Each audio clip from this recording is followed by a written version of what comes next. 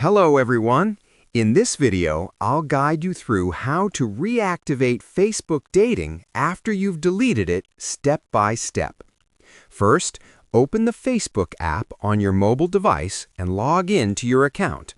Make sure your app is updated to the latest version to access all features.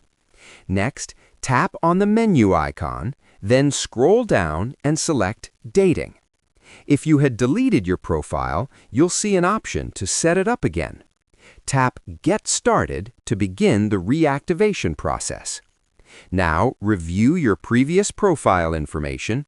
You can either restore your old profile details or update your information, including photos, preferences, and personal prompts. Once you're satisfied with your profile, save the changes.